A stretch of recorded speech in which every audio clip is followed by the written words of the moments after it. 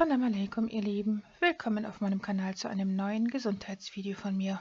Die Leber ist eines der bedeutungsvollsten Organe unseres Körpers, wenn es um die Gesunderhaltung des gesamten Organismus geht. Maßnahmen zur Leberregeneration sind daher in regelmäßigen Abständen äußerst sinnvoll, was besonders dann einleuchtet, wenn man sich all die Aufgaben und Verantwortungsbereiche der Leber betrachtet. Die Leber ist die Verbindungsstelle nahezu sämtlicher Körperbereiche. Alles, was in den Körper gelangt, passiert auch die Leber, und diese entscheidet letztlich, was für den Körper von Nutzen ist und was ihm schadet. So gelangen beispielsweise sämtliche Lebensmittelbestandteile nach deren Verstoffwechslung vom Darm zunächst einmal in die Leber. Dort werden sie nach den individuellen Bedürfnissen des Körpers aufbereitet, um anschließend bei Bedarf an die jeweiligen Organe weitergeleitet zu werden. Nicht sofort benötigte Nähr- und Vitalstoffe kann die Leber bis zu einer gewissen Menge speichern, um für spätere Zeiten Vorräte zu haben. Die Leber produziert darüber hinaus den für die Verdauung erforderlichen Gallensaft, den sie an die Gallenblase abgibt. Da die Leber ferner Entgiftungsorgan Nummer 1 ist, baut sie Gifte ab und sorgt dafür, dass diese den Organismus nicht belasten können. Mit den Nährstoffen gelangen auch die darin enthaltenen Giftstoffe in die Leber. Des Weiteren wandern jene Toxine, die über die Lunge und über die Haut aufgenommen werden, ebenfalls über das Blut geradewegs in die Leber. Die Anzahl der Gifte, die tagtäglich durch die Leberzellen aus dem Blut gefiltert werden müssen, steigt seit Jahrzehnten kontinuierlich an. Genussgifte wie Alkohol, Nikotin und Drogen sowie Arzneimittel jeder Art stellen für die Leber eine enorme Belastung dar. Hinzu kommen Darmprobleme wie Blähungen, die hochgiftige Gase erzeugen, Pestizide in Lebensmitteln, Pilzgifte wie Aflatoxine, Umweltschadstoffe, Schwermetalle im Trinkwasser, Quecksilber in Zähnen und vieles mehr. Wenn die Leber dem andauernden Ansturm unterschiedlichster Gifte nicht mehr gewachsen ist, gelangen die nicht gefilterten Toxine geradewegs zurück in den Blutkreislauf und können über diesen Weg in allen Bereichen des Körpers große Schäden anrichten. Je belasteter die Leber ist, umso weniger kann sie ihren vielfältigen lebenswichtigen Aufgaben nachkommen. Das Ergebnis einer geschwächten Leber ist in erster Linie ein geschwächter, müder und energiearmer Mensch, der an Verdauungsbeschwerden und/oder chronischem Juckreiz leidet. Glücklicherweise ist die Leber ein ausgesprochen regenerationsfähiges Organ. Selbst wenn die Hälfte der Leber schwer geschädigt wäre, könnte sie sich vollständig wieder regenerieren, aber natürlich nur dann, wenn die schädigenden Faktoren künftig vermieden werden. Je eher wir also bereit sind, unsere Leber bewusst zu entlasten und sie beim Aufbau ihrer Zellen auf natürliche Weise zu unterstützen, umso schneller wird unser gesamter Körper von den Auswirkungen unserer leberfreundlichen Maßnahmen profitieren. Eine Saftkur zum Beispiel mit täglichen frisch gepresstem Biogemüse ist eine angenehme Form der Entschlackung und Entgiftung, insbesondere der Leber, mit erstaunlichen Auswirkungen auf Gesundheit, Gewicht und Leistungsfähigkeit. Insbesondere unsere heimischen Wildkräutersäfte, denn sie beinhalten nicht nur sehr viele Antioxidantien, die eine große Anzahl freier Radikale unschädlich machen können, welche durch sämtliche leberbelastende Toxine erzeugt werden, und diese Antioxidantien ermöglichen den Leberzellen eine schnellere Regeneration. Ebenso enthalten diese Wildkräutersäfte Bitterstoffe, über die sich die Leber besonders freut, denn sie aktivieren die Leberfunktionen von Grund auf. Meine Videos zu den Wildkräutersäften werde ich euch hier oben nach und nach verlinken. Auch tägliche grüne Smoothies unterstützen die Leber massiv bei der Entgiftung und Regeneration. Besonders gut erforscht sind die Wirkungen der Mariendistel auf die Lebergesundheit. Und zwar werden heilkundlich genutzt dabei ausschließlich die Mariendistel-Samen. Am effektivsten ist die Verwendung der gemahlenen Samen, die beim Mahlen nicht mit Metall in Kontakt gekommen sind und dabei keinen Temperaturen von über 40 Grad Celsius ausgesetzt wurden. Und da das fein gemahlene Pulver aus der Frucht der Mariendistel relativ schnell oxidiert, wodurch der Wirkstoff Silimarin an Wert verliert, wäre es stark zu empfehlen, sich diese Samen selber zu vermahlen, und zwar in einem Mörser, wie wir das jetzt hier sehen, und dabei maximal jetzt so viel zu vermahlen, wie man etwa für eine Woche braucht, um eben zu verhindern, dass das gemahlene Pulver zu schnell oxidiert. Und das ist auch der Grund, warum ich jetzt nicht unbedingt empfehlen möchte, das fertige Produkt zu kaufen, auch wenn man das natürlich tun könnte. Ich werde euch trotzdem einige gute, hochdosierte Produkte unten verlinken, inshallah.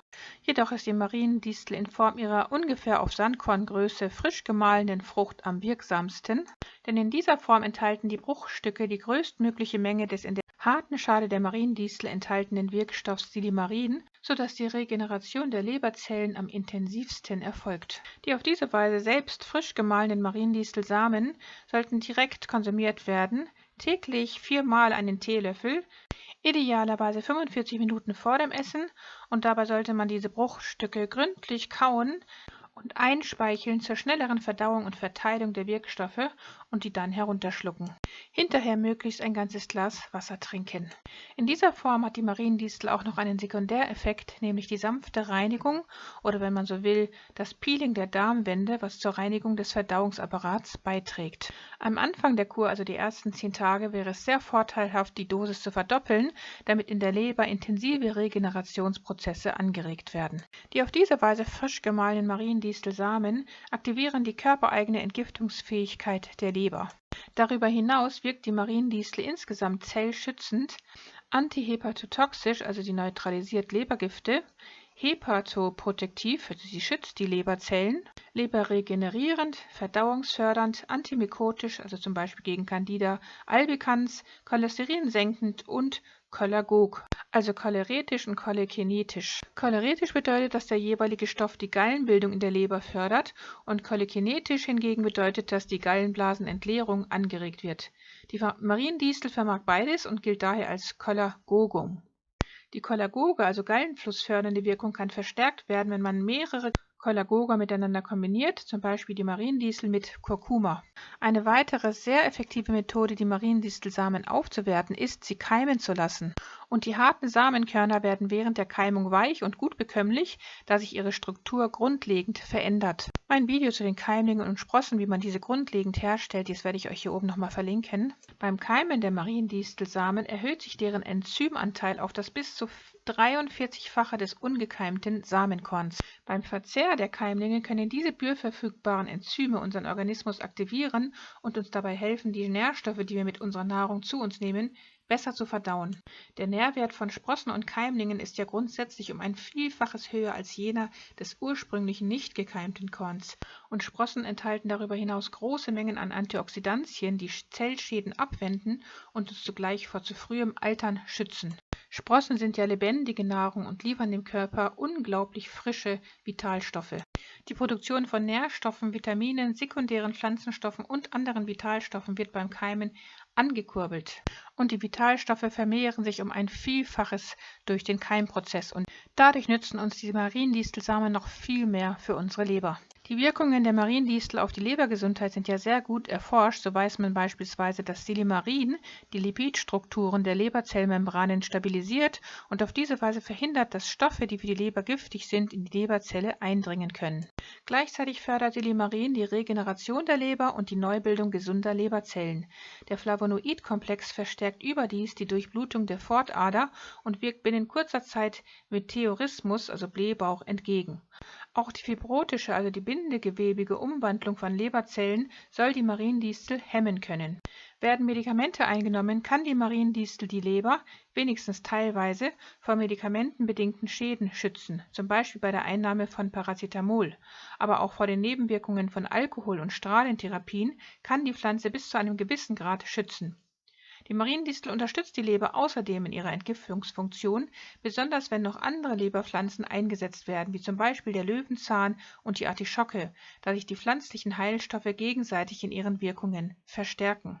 Wir sehen jetzt hier schön, wie toll die Samen hier gekeimt sind und die kommen jetzt so in den Kühlschrank, nachdem sie also fertig gekeimt sind und dann kann man sie täglich in den Salat zum Beispiel geben und damit seiner Leber etwas Gutes tun. Ja, und wer jetzt wirklich eine geschädigte Leber hat, sollte wissen, dass die Heilung einer geschädigten Leber natürlich Zeit braucht und dass es natürlich nicht ausreicht, nur ein Mariendistelpräparat einzunehmen. Es sollten noch weitere leberheilende Maßnahmen umgesetzt werden, wie zum Beispiel folgende: Besser zu wenig essen als zu viel, fettarm und zuckerfrei essen, gekochtes und rohes getrennt essen, Früchte und Gemüse getrennt essen, Früchte immer nur auf leeren Magen und für sich alleine essen, es sei denn in Kombination mit Blattgemüse in einem Smoothie, einen Fastentag pro Woche mit Möhren- oder Rote-Beete-Saft oder rohen geriebenen Äpfeln, intermittierendes Fasten anwenden. Mein Video dazu werde ich euch hier oben nochmal verlinken. Weitere Maßnahmen zur Unterstützung der Leber wie folgt: Schädliches wird weggelassen, also Fastfood, Alkohol, unnötige Medikamente und Drogen. Bei einem regelmäßigen Heil- und Saftfasten sollte man nie die Mariendistel vergessen, damit die beim Fasten frei werdenden Gifte der Leber nicht schaden können.